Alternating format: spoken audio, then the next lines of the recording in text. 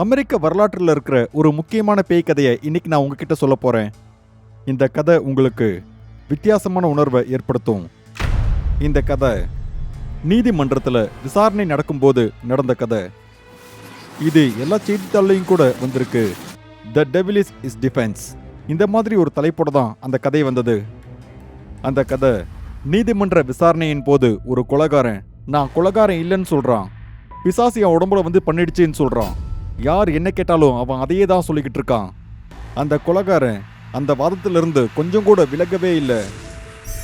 நான் இப்ப சொல்ல போவது ஒரு முக்கியமான விஷயம் சார். இவனை பார்த்தா ஒரு மர்டரர் மாதிரி தெரிய மாட்டான், ஆனா இவன் ஒரு கோல்ட் பிளட்டட் மர்டரர். என்ன மன்னிச்சிருங்க வழக்கறிஞர், நீங்க சொல்றதால மட்டும் ஒருத்தர் கொலைகாரங்க ஆயிர மாட்டாங்க.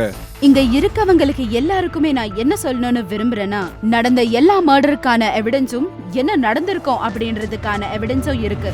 பேய் பூதம் இதெல்லாம் எதுவும் இல்ல. உங்க கண்ணுக்கு கரண்ட் கூட தெரியறது இல்ல, அப்ப கரண்ட் இல்லைன்னு அர்த்தமா? நமக்கு மிஞ்சின சக்தி கண்டிப்பா இருக்கு. என் கட்சிக்காரனோட கையால தான் கொலை நடந்திருக்கு, ஆனா அந்த கொலைக்கு காரணம் கண்டிப்பா அவர் இல்ல. அந்த கொலை பண்ணது அவரோட உடம்புல இருந்த ஒரு ஆவிதான், அதுக்கு அவர் காரணம் இல்ல. அந்த பேய் தான் இவர் அப்படி பண்ண வச்சது. இதை கேட்ட உடனே கோர்ட்ல எல்லாருமே கிசுகிசுக்க ஆரம்பிக்கிறாங்க. சில பேர் ஆத்மா பேய் பிசாசு எல்லாம் இருக்கிறதா சொல்றாங்க. சில பேர் இந்த உலகத்துல பேய் பிசாசு எதுவுமே இல்லைன்னு சொல்றாங்க. கோர்ட் ரூம்ல எல்லாரும் ஏதோ பேசிட்டு இருக்கிறத பார்த்து நீதிபதி சொல்றாரு, ஆர்டர் ஆர்டர். கோர்ட் ரூம்ல எல்லாருமே சைலண்டா இருங்க, ஆர்டரை ஃபாலோ பண்ணுங்க. இந்த நீதிமன்றத்துக்கு பேய்கள் மேல எந்த ஒரு நம்பிக்கையும் கிடையாது.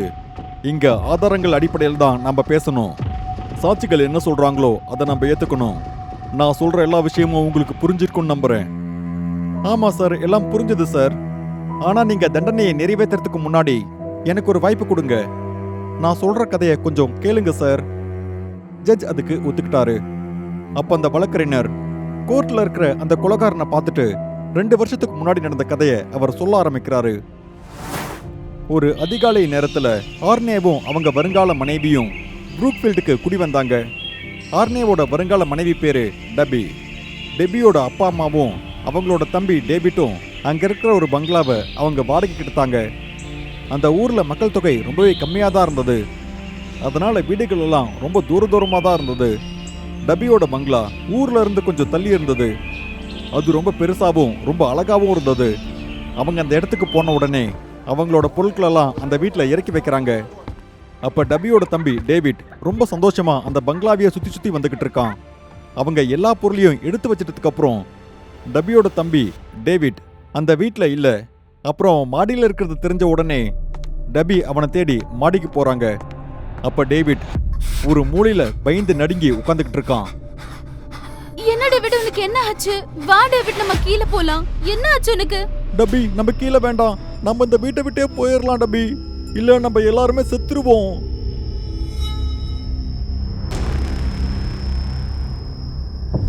எதுக்காக நீ இப்படி பேசிக்கிட்டு இருக்க? வா நம்ம கீழே போலாம். டபி இப்படி சொல்லிட்டு அவன் கையை பிடிச்சு இழுத்து கீழே கொண்டு போறதுக்கு முயற்சி பண்ணிட்டு இருக்காங்க. ஆனா டேவிட் கொஞ்சம் கூட அசையவே இல்லை. டேவிட்டுக்கு ஏதோ ஆச்சு அப்படின்னு டபி யோசிக்க ஆரம்பிக்கிறாங்க. டேவிட் ரொம்ப அமைதியா உட்காந்துட்டு இருந்தான். டபி டேவிட்டை கீழே கொண்டு போறதுக்கு எவ்வளவு முயற்சி பண்ணியும் டேவிட் அசையாம அதே இடத்துல உட்காந்துட்டு இருந்தான். அவன் அப்ப ரொம்ப வெயிட்டா இருந்தான். ஒரு சின்ன பையன் எப்படி இவ்வளோ வெயிட்டா இருக்க முடியும்? டேவிட், உனக்கு என்ன ஆச்சு? எதுக்காக வர மாட்டேங்கிற? என்ன பாப்பா, என்ன சொல்லிக்கிட்டு இருக்க? நீ இப்பவே இங்கிருந்து போயிடு, இது என்னோட வீடு. டேவிட், உனக்கு என்ன ஆச்சு? தயவு செய்து கண்ணை திறந்து பாரு டேவிட், ப்ளீஸ். அப்பா அம்மா வந்து டேவிட் ஒரு நிமிஷம் பாருங்க. டபி இப்படி சத்தம் போட்டு கூப்பிட்ட உடனே அவங்களோட அம்மா அப்பாவும் மேல வந்துடுறாங்க. அப்புறம் டேவிட்டை தூக்கிட்டு போய் பெட்ல படுக்க வச்சிடுறாங்க. அப்புறம் டேவிட்டோட முகத்துல தண்ணி தெளிச்சு எழுப்புறாங்க. டேவிட் எழுந்த உடனே ரொம்ப பயந்து போய் அவன் சொல்றான், இங்க ஒரு அங்கிள் இருக்காரு, இந்த வீடு அவருக்கு சொந்தமா, வாங்க நம்ம இங்க இருந்து போயிடலாம். டேவிட் இப்படி சொன்னதை கேட்டு அந்த வீட்டுல இருந்த எல்லாருமே ஷாக் ஆயிடுறாங்க. இந்த பங்களாவில் இவங்க 4 பேரை தவிர வேற யாருமே இல்ல. டேவிட் யார் அங்கிள்னு சொல்றான்னு அவங்க யாருக்கும் ஒண்ணுமே புரியல. அப்ப டேவிட் எதுவும் பேசாம அந்த வீட்டோட ஒரு மூலையிலேயே அவன் உத்து பார்த்துக்கிட்டு இருக்கான். அங்க இருக்கிற யார் கண்ணுக்கும் எதுவுமே தெரியல. ஆனா டேவிட்டோட கண்ணுக்கு மட்டும் அந்த வீட்டோட மூலையில நிறைய பேர் நின்றுட்டு இருக்கிற மாதிரி தெரியுது. சில பேருக்கு சிவப்பு கலரா கண்கள் இருந்தது. அவங்க அவங்களோட நகத்தால அவங்களையே கீறிக்கிட்டு இருக்காங்க. இது எங்களோட வீடு, இங்க இருக்காதீங்க, நீங்க சீக்கிரம் கிளம்பி போங்கன்னு சொல்லிட்டு இருக்காங்க. அப்படியே மெதுவா அங்க இருந்த எல்லாரும் அவங்களோட கழுத்தை அவங்களே மோசமா திருப்ப ஆரம்பிச்சாங்க.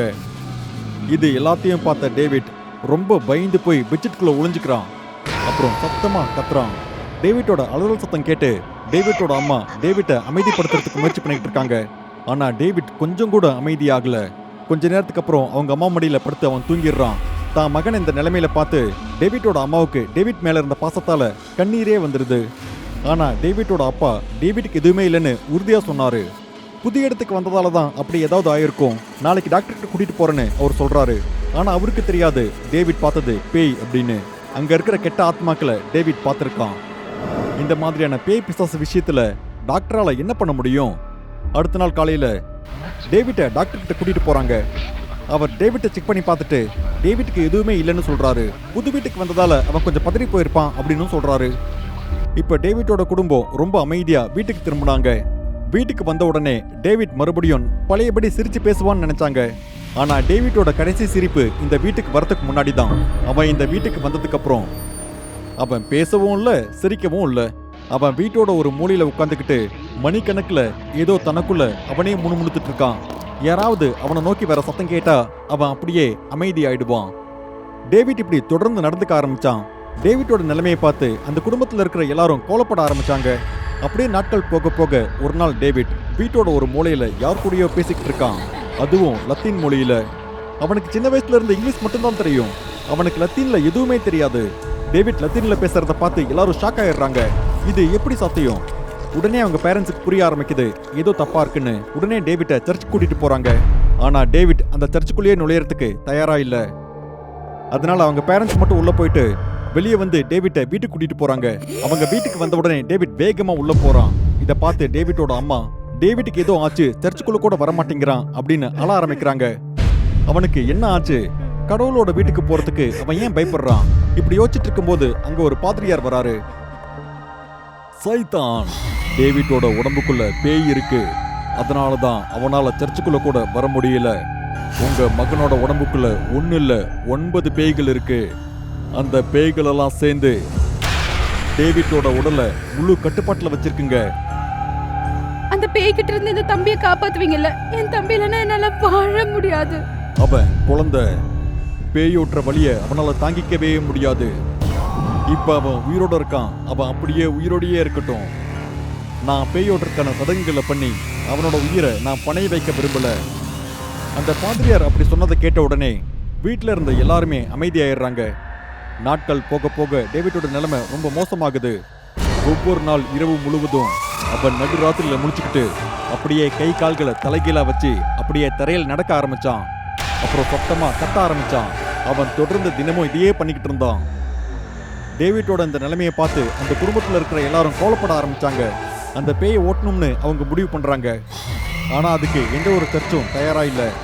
அதனால டேவிட்டோட அப்பா அம்மா பேய் ஓட்டுறதுல எக்ஸ்போர்ட் ஆன மிஸ்டர் அண்ட் மிஸ்ஸஸ் சார்ல்ஸோட வீட்டுக்கு போறாரு. இவங்க 2 பேரும் பேய் ஓட்டுறதுல ரொம்பவே பிரபலமான ஜோடி. டேவிட்டோட அப்பா அவங்க கிட்ட போய் டேவிட்டுக்கு பேய் ஓட்டணும்னு சொல்றாரு. அவங்க டேவிட்டுக்கு பேய் ஓட்டுறதுக்கு தயாரா இருக்குன்னு சொல்றாங்க. அப்ப மிஸ்டர் சார்ல்ஸ் சர்ச்சுக்கு போய் டேவிட்டுக்கு உதவி பண்ணலாம்னு கூப்பிடுறாரு. அப்புறம் அப்படியே நைட் ஆகுது. இப்ப டேவிட்க்கு பேய் ஓட்டுறதுக்கான நேரம். டேவிட்டை பெட் மேல உட்கார வச்சுட்டு பாதிரியாரோட உதவியாளர் 2 பேர் டேவிட்டோட 2 கைகளையும் பிடிச்சுக்கிறாங்க. அப்போ மிஸ்டர் அண்ட் மிஸ்ஸஸ் சார்ல்ஸ் அப்புறம் பாதிரியார் எல்லாம் சேர்ந்து மந்திரங்களை சொல்ல ஆரம்பிக்கிறாங்க. பைபிள்ல இருக்கிற வார்த்தையை கேட்ட உடனே டேவிட்க்கு பைத்தியமே பிடிச்சிரும் போல இருந்தது. டேவிட்டால எதுவுமே பண்ண முடியாம அவன் உடலை உதறிட்டு இருக்கான். அப்புறம் டேவிட் ரொம்ப சத்தமா கத்த ஆரம்பிக்கிறான். டேவிட் கத்தின அந்த சத்தத்தை கேட்டு அந்த வீட்டுல இருக்கிற எல்லா கண்ணாடி ஜன்னல்களும் உடைய ஆரம்பிச்சது. என்னாச்சு என்னோட தம்பிக்கு? அவனோட உடல்ல இருந்து அந்த பேய் ஓடி போயிடுச்சா? பிசாசு போயிருச்சு டெபி. ஆனா அவன் பேரை சொல்லி கூப்பிடாத. அது பயந்து அவனோட உடலை விட்டு ஓடி போயிடுச்சு. ஆனா கண்டிப்பா வரும். இன்னைக்கு இல்லைன்னா நாளைக்கு வரும். கண்டிப்பா அதுக்காக நம்ம காத்திருக்கணும். பேய் ஓட்டுற சடங்கு முடிஞ்சதுக்கு அப்புறம் டேவிட் இன்னும் கண் கூட திறக்கல. ஒன்னும் பிரச்சனை இல்ல. அவன் உடம்புல இருந்த ஆத்மாலாம் அவன் உடல்ல இருந்து வெளியே போயிடுச்சு. அவன் நாளைக்கு கண் திறந்துருவான். அந்த ஆத்மா தான் இன்னும் அவனை கண் திறக்க அனுமதிக்கல. நாம அவனுக்கு மறுபடியும் இன்னொரு தடவை பேய் ஓட்டுறத ஆரம்பிக்கணும். அந்த பாதிரியார் அப்படி சொன்னதை கேட்ட உடனே எல்லாரும் அமைதியாயிடுறாங்க. மேலும் அந்த பாதிரியார் பேயோட்டத்தை பத்தி எல்லாத்தையுமே சொன்னாரு. இங்க நடக்கிற விஷயம் சார்ல்ஸ்க்கும் பாதிரியாருக்கும் தவிர இன்னொருத்தருக்கு கூட தெரியும். அவர்தான் ஆர்னே. இவர் தான் டப்பியை கல்யாணம் பண்ணிக்க போறவரு. தான் வருங்கால மனைவியோட தம்பி இப்படி இருக்கிறத பார்த்து அவர் டப்பியை சந்திக்கிறதுக்காக அந்த வீட்டுக்கு வராரு. அப்ப அவரை பார்த்து பேயோட்டத்துக்கு நீங்களும் இந்த வீட்லயே இருங்க அப்படின்னு மிஸ்டர் சார்ல்ஸ் அவர்கிட்ட சொல்றாரு. அவரும் கூடவே இருக்காரு. மறுபடியும் பேயோட்டுற சடங்கு தொடங்குது. இந்த முறை மும்புறமா தொடங்க ஆரம்பிக்குது. டேவிட்டோட இந்த பயங்கரமான நிலைமையை பார்த்து ஆர்னே ரொம்ப பயந்து போயிடுறாரு. அப்புறம் பயத்திலேயே அவர் சத்தமா கத்தி சொல்றாரு, ஏய் பிசாசே, ஒரு சின்ன பையனோட உடம்புல என்ன பண்ணிக்கிட்டு இருக்க? தைரியம் இருந்தா அவனை விட்டுட்டு ஏன் உடம்புல வா. ஆர்னே அப்படி சொன்னதை கேட்ட உடனே டேவிட் கத்துற சத்தம் நின்னுடுச்சு. அப்புறம் வெளியில ரொம்ப அதிகமா இடி இடிக்க ஆரம்பிக்குது. அந்த இடி சத்தத்தோட டேவிட் சத்தமா சிரிக்கிற சத்தமும் கேக்குது. ஆர்னே, உனக்கு என்ன பைத்தியமா? வாய மூடு. நீ வாய மூடு. ஏய் ஆர்னே, நீ என்ன சொன்ன? சொல்லு. என்ன பயந்துட்டியா? ஆர்னே, நீ எதுவுமே பேசக்கூடாது. அந்த பாதிரியார் அப்படி சொன்ன உடனே டேவிட் மறுபடியும் சத்தமா கத்த ஆரம்பிக்கிறான். அந்த சத்தத்தால பாதிரியாரே தூரமா போய் விடுறாரு. சொல்லு, என்ன பயந்துட்டியா? அது அது அது வந்து நான் என்ன சொன்னேன் அப்படின்னா அது வந்து நீ ஒரு சின்ன பையனை ஏன் இப்படி பண்ணிட்டு இருக்க? ஏன் உடல்ல வான்னு சொன்ன? ஆர்னே இப்படி சொன்னதை கேட்ட உடனே டேவிட் ரொம்ப சத்தமா சிரிக்க ஆரம்பிக்கிறான். சிரிச்சு மயங்கி கீழே விழுந்துட்டான். அப்ப ஆர்னே ஏதோ ஒரு மாற்றத்தை உணர்றாரு. அப்ப திடீர்னு அவருக்கு கரண்ட் ஷாக் ஆன மாதிரி ஏதோ ஒரு சக்தி தனக்குள்ள வர மாதிரி உணர்றாரு. அப்புறம் தடுமாறிட்டு இருக்காரு. அப்ப டேவிட் எதுவுமே பேசல. அங்க எல்லாமே நல்லா இருக்கிற மாதிரி உணர்றாங்க. அப்ப ஆர்னேவை பார்க்க ரொம்ப சாந்தமா இருந்தாரு. அந்த பாதிரியாருக்கும் மிஸ்டர் அண்ட் மிஸ்ஸஸ் சார்ல்ஸ்க்கும் புரிஞ்சிருது அந்த பேயெல்லாம் ஆர்னேவோட உடம்புக்குள்ளதான் இருக்குன்னு. இப்ப அவங்களால என்ன பண்ண முடியும்? ஆர்னேவே அவரோட உடம்புக்குள்ள அந்த பேய்களை கூப்பிட்டதுக்கு அப்புறம் அடுத்து என்ன நடக்க போகுதுன்னு அங்க இருக்கிற யாருக்கும் எதுவும் தெரியாது. அடுத்த நாள் காலை விடியுது. ஆர்னே காலையில கண் திறந்து பார்த்தப்போ அங்க நடந்த எதுவுமே தெரியாம அவர் அமைதியா இருக்காரு. கொஞ்ச நேரம் போனதுக்கு அப்புறம் அவருக்கு தெரிய வருது அவர் ஒரு கொலைகாரன் ஆயிட்டாருன்னு. ஆனா அவர் அந்த கொலையை பண்ணல. அவரோட உடம்புல இருக்கிற யாரோ தான் இந்த கொலையை பண்ணிருக்காங்க. அன்பார்ந்த வழக்கறிஞரே, நீங்க சொல்ற இந்த கதை நிஜமா கூட இருக்கலாம். ஆனா அதை நிரூபிக்கிறதுக்கு ஆதாரம் இந்த கோர்ட்டுக்கு தேவைப்படுது. பேய் கதைகளெல்லாம் இந்த கோர்ட் அனுமதிக்காது. நீங்க சொல்ற பேயால தான் இந்த கொலை நடந்திருந்தாலும் கூட அதை கண்டிப்பா சட்டப்படி நிரூபிக்கிறதுக்கு வாய்ப்பே இல்ல. செல்ஃப் டிஃபென்ஸ்க்காக இதெல்லாம் பண்ணியிருந்தாருன்னு சொல்லியிருந்தா கூட இவர் தண்டனை குறைஞ்சிருக்கிறதுக்கு வாய்ப்பு இருக்கு. ஆனா இந்த பேய் கதைகள் எதையுமே கோர்ட் அனுமதிக்காது. நீதிபதி அவர்களே, நீங்க சொல்ற வார்த்தைகளை என்னால மறுக்க முடியாது சார். தயவு செய்து மன்னிக்கவும் ஜட்ஜ். இந்த மாதிரி நேரத்துல ஒரு தப்பு பண்ண ஆளுக்கு சப்போர்ட் பண்றது நான் ஒத்துக்க மாட்டேன். I'm very sorry. வழக்கறிஞர் அவர்களே, இது கோர்ட் ரூம். நீங்க நின்னுட்டு இருக்கிறது என்னோட நீதிமன்றம். அதனால என் பேச்சுக்கு நீங்க மரியாதை கொடுத்தாகணும். நான் சொல்றபடி இந்த கோர்ட்ல நீங்க நடந்துக்கோங்க. இந்த கேஸ நான் நாளைக்கு ஒத்தி வைக்கிறேன். ஆர்னேவை இப்ப காப்பாத்துறதுக்கு வேற வழியே இல்ல. அவருக்கு என்ன நடந்தது அப்படின்னு அவருக்கே தெரியாது. அவர் ஒரு கொலைகாரன் அப்படின்னு சொல்ல முடியாது. ஏன்னா அவரோட உடம்புல இருக்கிற பேய் தான் இதெல்லாம் பண்ணது. அவர் உடம்புக்குள்ள இருக்கிற அந்த பேய் இந்த ஜெயில என்ன பண்ணும்? ஜெயில இருக்கிறவங்களை வேட்டையாடுமா? அது என்ன பண்ணும் அப்படின்னு ஆர்னேக்கு கூட எதுவுமே தெரியாது. ஆர்னே நல்லவரா கெட்டவரா நீங்களே முடிவு பண்ணிக்கோங்க. நடுராத்திரியில ஒரு கார் ஒரு குப்பமேட்டுக்கு பக்கத்துல வந்து நிக்குது. அந்த கார்ல இருந்து ஒரு ஆள் இறங்குறாரு. அப்புறம் 3-4 பைய தன்னோட கார்ல இருந்து எடுத்து அதை அந்த குப்பமேட்ல தூக்கி வீசுறாரு. அப்புறம் தான் தூக்கி வீசின அந்த பைய அவர் பார்க்கறாரு.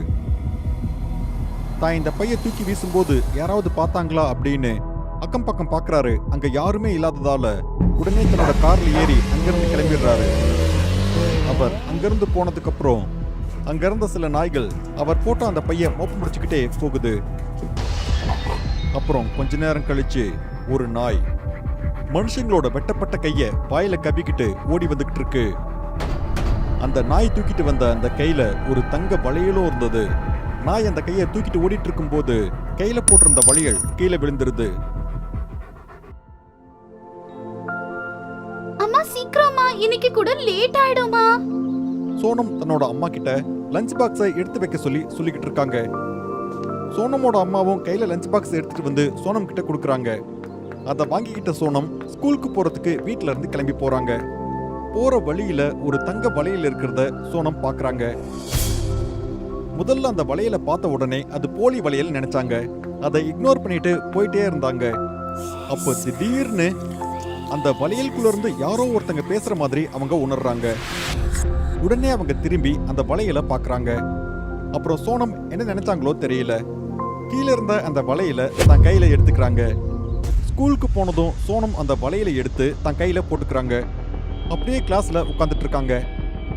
அந்த வளையலை போட்டுக்கிட்ட உடனே சோனமோட உடல் மொழியே கொஞ்சம் வித்தியாசமா தெரியுது. சோனமோட கண்ணு உணர்ந்ததுல இப்ப ரொம்ப கருப்பா இருக்கு. சோனம் இப்போ தனக்குத்தானே ஏதோ முணுமுணுத்துக்கிட்டே இருந்தாங்க. சோனம் இப்படி முணுமுணுத்துட்டு இருக்கிறத கேட்ட அவங்களோட டீச்சர் சோனம்க்கு ரொம்ப பக்கத்துல போய் கேக்குறாங்க. சோனம் உருதுல ஏதோ பேசிக்கிட்டு இருந்தாங்க. சோனம், உனக்கு என்ன ஆச்சு? என்ன உனக்கு உடம்பு சரியில்லையா? என்ன கையில ஏதோ பிரேஸ்லெட் போட்டிருக்க? நீ பாட்டுக்கு நீ பேசுற, இதெல்லாம் போட்டுட்டு வரக்கூடாது ஸ்கூலுக்குன்னு உனக்கு தெரியாதா? இப்படி சொல்லிட்டு அந்த டீச்சர் சோனமோட வளையல தொட்ட உடனே சோனம் ரொம்ப கோவப்படுறாங்க. இத விடுன்னு சொன்ன, இது என்னோடது. இப்படி சொல்லிட்டு சோனம் அந்த டீச்சரோட கழுத்தை பிடிச்சு நெருக்க ஆரம்பிக்கிறாங்க. அப்புறம் அந்த டீச்சரை கிளாஸ் ரூம்ல தூக்கி வீசிடுறாங்க. இதை பார்த்த கிளாஸ்ல இருந்த எல்லாரும் ரொம்ப பயந்து போயிடுறாங்க. சோனம் இப்படி பண்ணதை பார்த்து கிளாஸ்ல இருக்கிற எல்லா பசங்களும் மூலையில போய் உட்காந்துக்கிறாங்க. டீச்சரோட சத்தம் கேட்டு அந்த ஸ்கூல்ல இருக்கிற மத்த டீச்சரும் பியூனும் அங்க வந்துடுறாங்க. அவங்க சோனமை கண்ட்ரோல் பண்றதுக்கு சோனத்தோட கையை பிடிச்சுக்கிறாங்க. சோனமுக்கு இப்போ சக்தி ரொம்ப அதிகமா இருந்ததால பியூனோட கழுத்தை பிடிச்சு ரொம்ப கோவமா சொல்றாங்க. நான் யாரையும் மன்னிக்க மாட்டேன், நான் யாரையும் விட மாட்டேன். என் வழியில குறுக்கு வந்தவங்களை நான் யார விட போறதில்ல. இப்படி ரொம்ப கோவமா சொல்லிட்டு அந்த பியூனை தூக்கி ரொம்ப தூரமா வீசுறாங்க. அவர் சோர் மேல பட்டு அங்கேயே மயங்கி கீழே விழுந்துடுறாரு. அங்க இருக்கிற மத்த ஸ்கூல் ஸ்டூடெண்ட்டை தாக்கறதுக்கு முன்னாடி சோனம் திடீர்னு மயங்கி அதே இடத்துல கீழே விழுந்துடுறாங்க. பயந்து போன ஸ்கூல்ல இருக்கிறவங்க சோனம ஒரு காலி ரூம்ல தள்ளி அந்த ரூமை பூட்டிடுறாங்க. கொஞ்ச நேரம் கழிச்சு சோனத்தோட அம்மா சோனம கூட்டிட்டு போறதுக்காக வராங்க. அப்போ சோனம் பூட்டப்பட்ட ஒரு ரூம்ல இருக்கிறதா சொல்றாங்க. ஸ்கூல்ல நடந்த எல்லா விஷயத்தையும் சோனத்தோட அம்மா கிட்ட ஸ்கூல் டீச்சர் சொல்றாங்க. இதை கேட்ட சோனத்தோட அம்மா சோனமை பார்க்க போறாங்க. அங்க சோனத்தோட நிலைமையை பார்த்து அவங்க ரொம்ப ஷாக் ஆயிடுறாங்க. உடனே அவங்க சோனத்தை தன்னோட கையால எடுத்துக்கிட்டு அந்த ஸ்கூல்ல இருந்து கிளம்புறாங்க. அவங்க நேரா ஒரு அகோரி கிட்ட கூட்டிட்டு போறாங்க.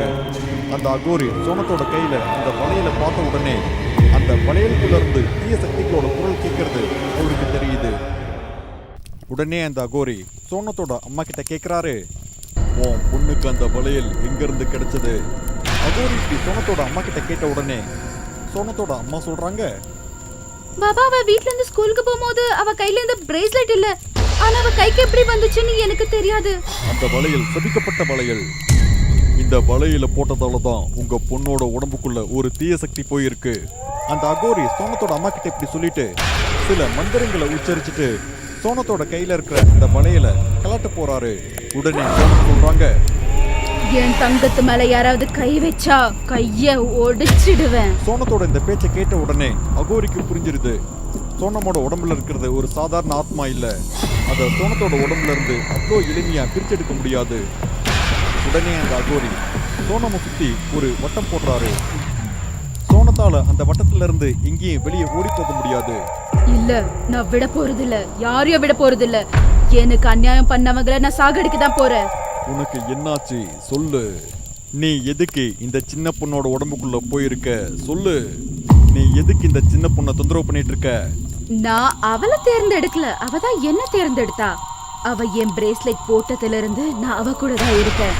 கண்டிப்பா நான் பழி தீர்த்துக்கதா போறேன், பாத்துக்கிட்டே இருங்க. சோனத்தோட உடம்புல இருக்கிற அந்த ஆத்மா இப்படி ரொம்ப கோவத்தோட சொல்லுது. அப்புறம் தன்னை சுத்தி போட்டிருக்கிற அந்த சிவப்பு வட்டத்தை அது தொட ஆரம்பிக்குது. அதை தொட்ட உடனே எரிய ஆரம்பிக்குது. அப்புறம் அந்த ஆத்மா அழ ஆரம்பிக்குது. உனக்கு என்னாச்சு? நீ எதுக்காக பழிவாங்க ஆசைப்படுற? அகோரி இப்படி கேட்ட உடனே சோனமோட உடம்புல இருந்த ஆத்மா அமைதியாயிடுது. அப்புறம் தனக்கு நடந்த நிகழ்வை சோனமோட உடம்புல இருக்கிற ஆத்மா சொல்ல ஆரம்பிக்குது. நான் கூட ஒரு சாதாரணமான பொண்ணு, எனக்கு கூட அழகான குடும்பம் இருந்தது. என்னோட புருஷன் ரொம்பவே மோசமானவன். என்னை விட்டுட்டு வேற பொண்ண லவ் பண்ண ஆரம்பிச்சான். தினமும் குடிச்சிட்டு வந்து என்ன அடிப்பான். இதனால எங்க 2 பேருக்கும் நடுவுல சண்டை வரும். அவ கோபத்துல ஒரு நாள் என்ன சாகடிச்சிட்டான். அவ ஜெயிலுக்கு போயிடுவான்ற பயத்துல அவன் என்ன துண்டு துண்டா வெட்டி அவன் என்ன விசிறி போட்டான். நான் அவனை கண்டிப்பா விட போறதில்ல. நீ என்ன செய்ய ஆசைப்படுறியோ நீ அதை பண்ணா நீ இப்ப யாரோட உடம்புல இருக்கிறையோ அந்த சோனத்துக்கு ரொம்ப ஆபத்து. இத பண்ண உன்னை என்னால அனுமதிக்கவே முடியாது. நீ இப்பவே உடனடியா இந்த பொண்ணோட உடம்ப விட்டு வெளியே போயாகணும். இப்படி சொல்லிட்டு அந்த அகோரி கண்ணை மூடிக்கிட்டு சத்தமா மந்திரங்களை சொல்ல ஆரம்பிக்கிறாரு. அப்புறம் அந்த அக்னி குண்டத்துல எதையோ போடுறாரு. உடனே சோனம் வழியால கத்த ஆரம்பிச்சாங்க. அம்மா அம்மா தயவு செய்து நீங்க இருந்து கூட்டிட்டு போயிடுமா, உடம்பெல்லாம் வலிக்குதுமா, நான் உன்னோட பொண்ணு சோனம். அம்மா சோனம் இப்படி கதறிட்டு இருக்கிறத பார்த்து சோனமோட அம்மா சோனமை சுத்தி இருக்கிற அந்த வளையத்தை அழிக்கிறாங்க. அப்புறம் அவங்க சோனமை நோக்கி போறாங்க. சோனத்தோட வலி எல்லாமே ஒரே நொடியில மறைஞ்சு போகுது. அம்மா தன்னை நோக்கி வரதை பார்த்து சோனம் ரொம்ப சத்தமா சிரிக்கிறாங்க. உடனே சோனத்தோட அம்மாவுக்கு புரிஞ்சிருது அது சோனம் இல்ல, சோனத்தோட உடம்புல இருக்கிற அந்த ஆத்மா அப்படின்னு. உடனே சோனம் தான் அம்மாவை கீழே தள்ளி விட்டுட்டு அந்த இடத்துல இருந்து ரொம்ப வேகமா ஓடி போறாங்க. அவங்களை யாராலையுமே தடுக்க முடியல. நீங்க ஏன் இப்படி எல்லாம் பண்ணீங்க? உங்க பொண்ணோட உடம்புல இருக்கிற அந்த ஆத்மா எத்தனை பேரை கொல்லும்னே தெரியல, என்ன நடக்க போகுதுன்னு தெரியல. ஆனா இது எல்லாத்துக்குமே காரணம் நீங்க தான். அகோரி இப்படி சொன்னதை கேட்டு சோனமோட அம்மா மனசு ரொம்ப வருத்தத்தோட அந்த அகோரியோட காலை பிடிச்சிட்டு அழுதுகிட்டே சொல்றாங்க, பாபா என்னோட பொண்ணுதான் என்னோட உயிர். எனக்கு அவ மட்டும் தான் இருக்கா. அவ இல்லைன்னா நான் செத்துருவேன். தயவு செய்து அவ காப்பாத்தி எனக்கு கொடுங்க. தயவு செய்து காப்பாத்துங்க. சோனத்தோட அம்மா இப்படி மனம் உருகி வருத்தப்படுறத பார்த்து அவங்களுக்கு உதவலாம்னு அகோரி நினைக்கிறாரு. சோனத்தோட அம்மா அவங்களுக்கே தெரியாம அவங்க ஒரு பெரிய பேரழிவுக்கு காரணமாயிட்டாங்க. ஆனா இந்த அகோரிக்கு இந்த மாதிரியான மோசமான ஆத்மாவை எப்படி அடக்குறதுன்னு அவருக்கு நல்லாவே தெரியும். ஆனா அதுக்கு முதல்ல சோனத்தை கண்டுபிடிக்கிறது ரொம்பவே அவசியம். அதனால அந்த அகோரி சில மந்திரங்களை சொல்ல ஆரம்பிக்கிறாரு. அப்புறம் கண்ணை மூடிக்கிட்டே ஒரு திசையை பார்த்து நடக்க ஆரம்பிக்கிறாரு. அகோரி முன்னாடி போக சோனத்தோட அம்மாவும் பின்தொடர்ந்து போயிட்டு இருக்காங்க. அவங்க 2 பேரும் ஒரு வீட்டு முன்னாடி போய் நிக்கிறாங்க.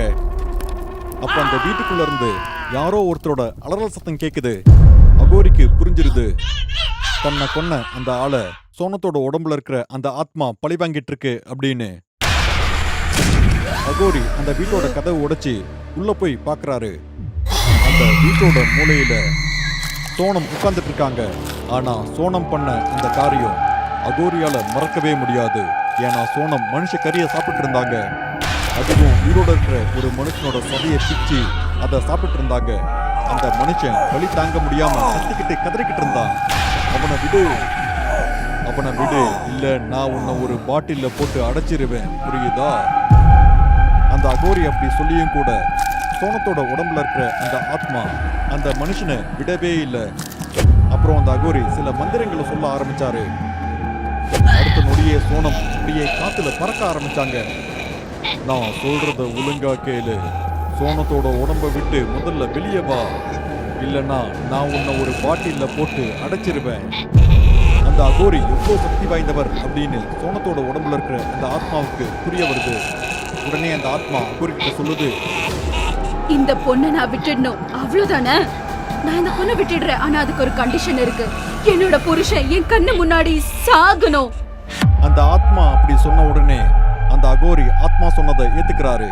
தான் மனைவியை கொலை பண்ணதுக்காக அவரை ஜெயிலுக்கு அனுப்புறேன்னு அகோரி சொல்றாரு. அதுக்கு பதிலா சோனத்தோட உடம்ப விட்டு வெளியே வர சொல்றாரு. அப்புறம் அடுத்த நாளே அந்த அகோரி போலீஸ் கிட்ட போய் நடந்த எல்லாத்தையும் சொல்றாரு. போலீஸ்காரங்க இந்த வழக்கை விசாரிக்கும் போது குப்பத்தொட்டியில இருக்கிற வெட்டப்பட்ட ஒரு பொண்ணோட உடலை கண்டெடுக்கிறாங்க. அந்த பொண்ணு யாருங்கிறதையும் கண்டுபிடிக்கிறாங்க. அந்த பொண்ணோட பேரு சுரையா. அந்த பொண்ணை கொலை பண்ண குற்றத்துக்காக அந்த பொண்ணோட கணவருக்கு 7 வருஷம் சிறை தண்டனை கொடுக்கறாங்க. சுரையாவுக்கும் நீதி கிடைச்சிருது. அப்புறம் சுரையா சோனமோட உடம்ப விட்டு நிரந்தரமா வெளியே போயிடுறாங்க. சுரையாவுக்கு முக்தி கிடைச்சிருது. ஆனாலும் அந்த தங்க வளையல் இன்னமும் சோனமோட கையில தான் இருக்கு. இந்த கதை எல்லாமே சோனத்தோட கனவுல வந்த ஒரு திகிலான கதை தான். நான் 9வது படிக்கும்போது நடந்த அந்த நிகழ்வு தான் இது. அப்போ எனக்கு 14 வயது. எங்க அப்பா ரயில்வே டிபார்ட்மெண்ட்ல வேலை செஞ்சுட்டு இருந்ததால நாங்க கவர்மெண்ட் குவார்டர்ஸ்ல குடியிருந்தோம். அந்த இடம் ரொம்பவே சின்னதா தான் இருந்தது. ஆனா அந்த இடத்துல எனக்காக தனியா ஒரு அறை இருந்ததால எனக்கு ரொம்ப சந்தோஷமா இருந்தது. எங்க இருந்து பார்த்தாலும் ரயில்வே கிரிக்கெட் மைதானம் நல்லாவே தெரிஞ்சது. எனக்கு கிரிக்கெட்னா ரொம்ப பிடிக்கும். எனக்கு தூக்கம் வராத போது நான் மகேந்திர சிங் தோனியை பார்த்து எனக்குள்ளேயே நான் பேசிப்பேன். இன்னைக்கு நாள் இப்படி போச்சு, யாரை சந்திச்சேன், என்ன நடந்தது எல்லாத்தையுமே அவர்கிட்ட சொல்லுவேன். உண்மையா சொல்ல போனா அவர் எனக்கு சொந்தன்ற மாதிரி ஃபீல் பண்ணேன். ஆனா இந்த வீட்ல இன்னொரு விஷயம் இருக்கு. அது ஒரு டிவி. அது ஒருபோதும் வேலை செய்யாது. ஆனா ஒரு நாள் நைட் என் கடவுளான மகேந்திர சிங் தோனி கிட்ட நான் பேசிட்டே இருக்கும்போது திடீர்னு எனக்கு தாகம் எடுத்தது. நான் தண்ணி குடிக்கிறதுக்காக வெளியே வந்தேன். அப்போ ஹாலில் வைக்கப்பட்டிருந்த டிவி திடீர்னு ஆன் ஆயிடுது. அந்த டிவியில ஒரு பொண்ணு இருந்தாங்க. அவங்க என்னை பார்த்து ஏதோ சொல்லிக்கிட்டு இருந்தாங்க. நான் உங்களுக்கு இப்ப ஒரு தகவல் சொல்றதுக்காக வந்திருக்கேன். ஃபுட்பால் மேட்ச் நடந்துகிட்டு இருக்கு. அதனால நான் சொன்ன மாதிரி நீங்க நடந்துக்கோங்க. தயவு செய்து நீங்க ரொம்ப பத்திரமா இருந்துக்கோங்க. நான் அதை கேட்டுக்கிட்டு இருந்தேன். அப்போ திடீர்னு டிவி ஆஃப் ஆயிடுது. அந்த பொண்ணோட பேச்சை கேட்டு நான் ஷாக்காய் நின்னுட்டு இருந்தேன். அந்த பொண்ணு யாரு? என் பேர் அவங்களுக்கு எப்படி தெரியும்? அவங்க லைவ்ல வந்து சொன்னது உண்மையிலேயே நடக்குமா? இந்த கேள்வி என் மனசுக்குள்ள திரும்ப திரும்ப ஓடிக்கிட்டே இருந்தது. என் காதுகளை என்னால நம்பவே முடியல. நான் டிவி கிட்ட போய் அதோட சுவிட்சை பார்த்தேன். ஆனா ஏற்கனவே அது ஆஃப் ஆயிதான் இருந்தது. ஏன் இதெல்லாம் நடந்துகிட்டு இருக்கு?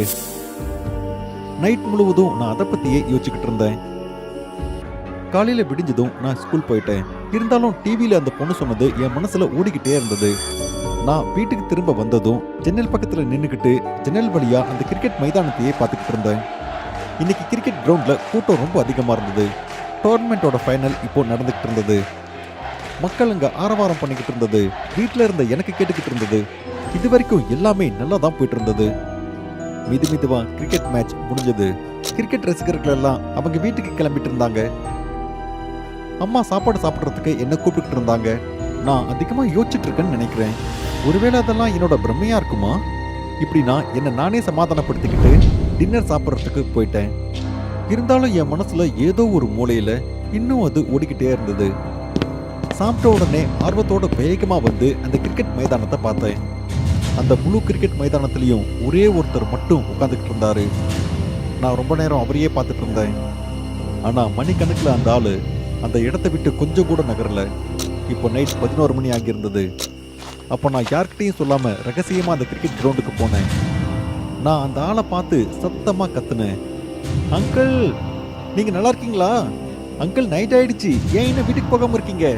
அங்கிள், கேக்குதுங்களா? நான் இவ்வளோ கேட்டதுக்கு அப்புறமும் கூட அவர் எந்த ஒரு பதிலும் சொல்லாம அங்கேயே உட்காந்துட்டு இருந்தாரு. நான் மெதுவா போய் அவர் மேல கை வச்சேன். அவரோட தலை மட்டும் உடல்ல இருந்து தனியா கீழே விழுந்தது. அவரோட தலையை யாரோ அறுத்துட்டு சும்மா உடம்பு மேல வச்சிருந்திருக்காங்க. அவர் தலை மட்டும் தனியா கீழே விழுந்ததை பார்த்து பயத்துல கத்திக்கிட்டு இருந்தேன். பயத்தால என் உடம்பு தன்னால நடுங்கிட்டு இருந்தது. வெட்டப்பட்டு கீழே விழுந்திருக்கிற அந்த தலையில இருக்கிற கண்கள் என்னையே பார்த்துக்கிட்டு இருந்தது. உண்மையை சொல்ல போனா அந்த தலையை நான் சாகுற வரைக்கும் மறக்கவே மாட்டேன். நான் உடனே ரொம்ப பயந்து போய் நேரா என்னோட ரூமுக்கு வந்துட்டேன். ஜன்னல் வழியா பார்த்தா கூட அந்த உடம்பு மட்டும் தெரிஞ்சுக்கிட்டு இருந்தது. இது எப்படி சாத்தியம்? டிவியில அந்த பொண்ணு சொன்னது எப்படி உண்மையாச்சு? கொலை பண்ணது அவங்க தானா? இல்ல யாராவது என்ன பிராங்க் பண்ண பாக்குறாங்களா? இல்ல இதெல்லாம் உண்மைதானா? இப்படி எனக்குள்ள நிறைய கேள்விகள் ஓடிட்டு இருந்தது. இன்னைக்கு நான் தோனியோட போஸ்டர் பார்த்தும் பேசவே இல்லை. இப்போ நேரம் நள்ளிரவுக்கு மேல ஆயிடுச்சு. இந்த நேரத்துல என் அம்மாவும் அப்பாவும் நிம்மதியா தூங்கிட்டு இருப்பாங்க. அதனால டிவியோட இணைக்கப்பட்டிருந்த அந்த பிளக்கை பிடிங்கிட்டு அங்கேயே நான் உட்காந்துக்கிட்டு இருந்தேன். நான் நைட் 3 மணி வரைக்கும் காத்துக்கிட்டு இருந்தேன். அப்போ நான் பயந்துகிட்டு இருந்த அந்த நிகழ்வு நடந்தது. இந்த முறையும் டிவி தன்னால ஆன் ஆயிடுது. இப்போ டிவியில வந்தது அந்த பொண்ணு இல்ல. இந்த முறை டிவியில வந்தது கிரிக்கெட் மைதானத்துல கொலை செய்யப்பட்டு கிடந்த அந்த ஆளு. தலை மட்டும் தனியா கிடந்து எந்த கண்கள் என்னை பார்த்துக்கிட்டே இருந்ததோ அதே கண்களோட டிவியில ஒருத்தர் என்னை பார்த்து பேசிக்கிட்டு இருந்தாரு. நேரா என்னையே தான் பார்த்தாரு. ஹலோ தேவ், எப்படி இருக்க? என்னாச்சு? இன்னைக்கு ரொம்ப பயந்து போயிருக்க? நல்லா இருக்குல்ல? சரி கேளு, நான் உனக்கு ஒரு நியூஸ் சொல்றேன். நாளைக்கு உங்க அப்பா சாக போறாரு. அதனால நீ அவரை பார்த்துக்கோ. நான் கிளம்புறேன். பாய். அந்த வார்த்தையை கேட்ட உடனே நான் அதிர்ச்சி ஆயிட்டேன். அந்த ஒரு செகண்ட் நான் இன்னும் அந்த கிரிக்கெட் கிரவுண்ட்ல இருக்கிற மாதிரி தான் உணர்ந்தேன். அந்த வெட்டப்பட்ட தலை தான் என்கிட்ட பேசிட்டு இருக்குன்னு எனக்கு தோணுச்சு. எனக்கு ஒண்ணுமே புரியல. நான் நேரா போய் எங்க அம்மாவும் அப்பாவும் தூங்கிட்டு இருந்த ரூமோட கதவை தட்டினேன். நான் சத்தமா கத்த ஆரம்பிச்சேன். அப்பா, கதவை திறங்க, எனக்கு பயமா இருக்கு. நீங்க தூங்கிட்டீங்களா? அம்மா, அப்பா. நான் இப்படி கத்திட்டு இருக்கிறத கேட்டு எங்க அம்மா கதவை திறந்து என்ன கட்டி பிடிச்சாங்க. நான் பதட்டமா இருக்கிறத பார்த்து எங்க அப்பாவும் கவலைப்பட்டாரு. என் தலையில கையை வச்சுட்டு அவர் என்கிட்ட கேட்டாரு, என்னாச்சுப்பா, ஏதாவது கெட்ட கனவு கண்டியா? கவலைப்படாத, எல்லாம் சரியாயிடும். என் அப்பா இப்படி சொன்னதும் டிவியில அந்த ஆள் சொன்னதுதான் எனக்கு இப்ப ஞாபகத்துக்கு வந்தது. நான் எங்க அப்பாவை கூட்டிட்டு போய் டிவியை காமிச்சு நடந்ததை சொல்ல நினைச்சேன். ஆனா இப்ப அந்த டிவி ஆஃப் ஆயிருக்கிறத நான் கவனிச்சேன். என் கையால தான் அந்த டிவியோட ஒயரை சுவிட்ச் போர்ட்ல இருந்து தனியா பிடுங்கி வச்சேன். அது மட்டும் இல்லாம 14 வயசு குழந்தை சொல்றத அவங்க எப்படி நம்புவாங்க? இதெல்லாம் என் மனசுல தோணிட்டு இருந்தது. அதனால நான் அமைதியாயிட்டேன். நான் டிவியில ஏதோ பார்த்து பயந்து போயிட்டதா என்னோட அம்மாவும் அப்பாவும் நினைச்சாங்க. நானும் ரொம்ப பயந்து போயிருந்தேன். நான் பயந்தது நாளைக்கு என்ன நடக்குமோன்னு நினைச்சு அன்னைக்கு நைட் நான் என் அம்மா அப்பாவோட தூங்கினேன். நான் நைட் முழுவதும் கண்ணை மூடிக்கிட்டு மறுநாள் சூரியன் வரக்கூடாதுன்னு வேண்டிக்கிட்டு இருந்தேன். அடுத்த நாள் காலையில் சூரியன் வெளியே வந்தது. நாள் முடியும் போது சூரியன் மறைஞ்சது. மெதுவா இருட்டும் வந்தது. அம்மா, அப்பா ஏன் இன்னும் வரல? இந்நேரம் அவர் வந்திருக்கணுமே. நான் காலையில் சொன்னேன்ல, இன்னைக்கு நாள் முழுவதும் நான் அப்பா கூடயே இருந்தாகணும்னு. ஆனால் அவர் ஏன் வேலைக்கு போயிட்டாரு? எனக்காக அவர் ஒரு நாள் கூட லீவ் போட மாட்டாரா? அப்போ என் அம்மா என்கிட்ட சொன்னாங்க, தேவ், நான் உன்னை கவனிச்சுக்கிட்டே தான் இருக்கேன். நேத்து ராத்திரியில இருந்து நீ ரொம்பவே ஓவரா பண்ணிட்டு இருக்க. உனக்கு என்ன ஆச்சு? எனக்கு ஒன்னும் புரியல. லாஸ்ட் மந்த் தானடா நம்ம போயிட்டு வந்த வாட்டர் பார்க்கு. மறுபடியும் போகணுன்ற எதுக்காக இப்படி அடம் பிடிக்கிற? எனக்கு பிடிக்கவே இல்ல. லேட் நைட் வரைக்கும் டிவியை பார்த்து படிக்காம வேற இருக்க. நீ என்ன பண்ற? என் அம்மா பேசி முடிச்சதும் ஃபோன் அடிக்க ஆரம்பிச்சது. அவங்க ஃபோன் எடுத்து பேச ஆரம்பிச்சாங்க. ஃபோன் பேசிட்டு இருக்கும்போது என் அம்மாவோட முகம் மாறுறத என்னால் பார்க்க முடிஞ்சது. ஃபோன் பேசி முடியறதுக்குள்ள என் அம்மாவோட கண்கள் ஈரமாயிடுச்சு. அதுக்கப்புறம் அவங்க கண்ணீர் விட்டு அழ ஆரம்பிச்சிட்டாங்க. அவங்களோட கை கால்கள் நடுங்கிட்டு இருந்தது. என் அம்மா அழுதுட்டு இருக்கிறத பார்த்து என் மனசுல பயம் கரை புரண்டு ஓடிக்கிட்டு இருந்தது. அம்மா, என்னாச்சுமா? அம்மா, ஏதாவது சொல்லுங்கம்மா, அப்பா நல்லா இருக்காரா? இப்படி நான் என் அம்மா கிட்ட என்னோட அப்பாவை பத்தி கேட்டுக்கிட்டு இருந்தேன். ஆனா நான் கேட்ட எந்த கேள்விக்கும் என் அம்மா பதில் சொல்லவே இல்லை. அப்புறம் கடைசியா என் தலையில கை வச்சு அவங்க சொன்னாங்க, மகன், நீ வீட்லயே இரு. கொஞ்ச நேரத்திலே நான் வரேன். எல்லாம் சரியாயிடும். எதுக்குமே பயப்படாத, நான் இருக்கேன். என்னோட அம்மா என்கிட்ட அப்படி சொல்லிட்டு என்னை விட்டு 2 அடி எடுத்து வச்சிருப்பாங்க. அப்ப அவங்களுக்கு பக்கவாதம் வந்துருச்சு. நைட் முழுவதும் அம்மா ஹாஸ்பிட்டல்ல இருந்தாங்க. அடுத்த நாள் காலையில வீட்டுக்கு வந்துட்டாங்க. ஆனா அப்பாவை பத்தி அம்மா எதுவுமே சொல்லல. பக்கவாதம் வந்ததுக்கு அப்புறம் அம்மாவால பேச மட்டும்தான் முடியும். அவங்களால இப்ப முன்ன மாதிரி எழுந்து நடக்க முடியாது. இப்போ என்னோட வீடு விரிச்சோடி போய் இருந்தது. நான் வீட்டுல ஒரு மூலையில உட்கார்ந்துகிட்டு இருந்தேன். என் அம்மா படுக்கையில அழுதுகிட்டே இருந்தாங்க. இப்ப எனக்கு பசியும் இல்ல, தாகமும் இல்ல. இது வரைக்கும் என் அப்பா இருந்த இடம் எனக்கு தெரியல. இதுக்கு மேல என் அப்பாவை கண்டுபிடிக்கிறதுக்கு ஒரே ஒரு வழி மட்டும்தான் இருக்கு, அந்த டிவி. மெதுவா நைட் 3 மணி ஆயிடுச்சு. டிவியோட ஒயர் சுவிட்ச் பாக்ஸ்ல இருந்து இன்னும் பிடுங்கி வைக்கப்பட்டிருந்தது. ஒவ்வொரு முறை நடக்கிற மாதிரி இந்த முறையும் டிவி தன்னால ஆன் ஆயிடுச்சு. இந்த முறை நான் பார்த்தேன். என் கண்ணில இருந்து கண்ணீர் வந்துகிட்டே இருந்தது. இந்த முறை டிவியில என் அப்பா லைவ்ல இருந்தாரு. ஹலோ மகனே தேவ், எப்படி இருக்க? என்னாச்சு? ஏன் இப்படி அழுதுகிட்டு இருக்க? நீ நல்லா இருக்கல்ல? சரி கேளு, உங்ககிட்ட சொல்றதுக்கு எனக்கு ஒரு செய்தி இருக்கு. நாளைக்கு நம்ம வீட்டுக்கு எதிரில் இருக்கிற வீட்டுல 4 பேர் சாக போறாங்க. நீ உன்னையும் உங்க அம்மாவையும் பார்த்துக்கோ. நாம சீக்கிரம் சந்திக்கலாம், பாய். இப்படி சொன்ன உடனே டிவி ஆஃப் ஆயிடுது.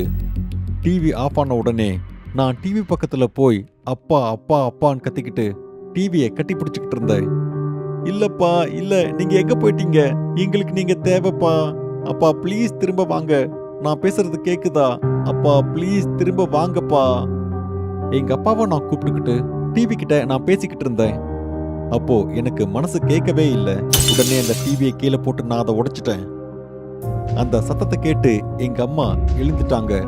பக்கத்து வீட்டுக்காரங்க சண்டை போட்டுட்டு இருக்காங்க, அதுதான் அந்த சத்தம் அப்படின்னு நான் எங்க அம்மா கிட்ட சொல்லி எங்க அம்மாவை தூங்க சொல்லிட்டு நான் வந்துட்டேன்.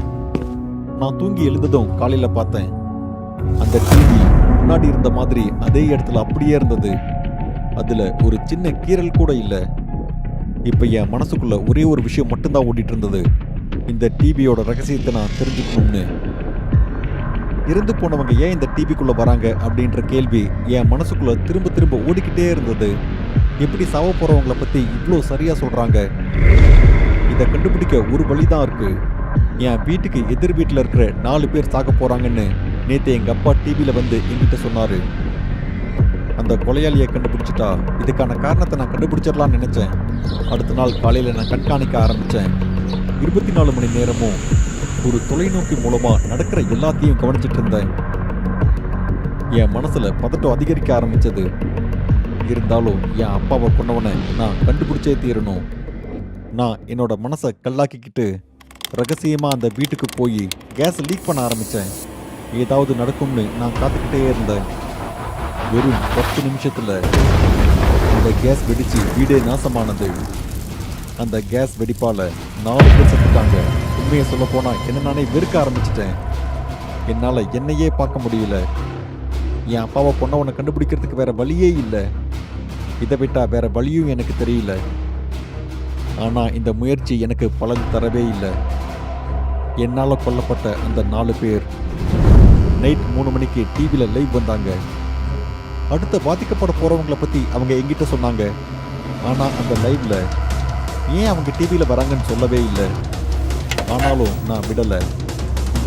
அவங்க டிவியில வந்து சொன்னது, அடுத்து யார் சாக போறாங்கன்னு அவங்க டிவியில வந்து சொன்னாங்க.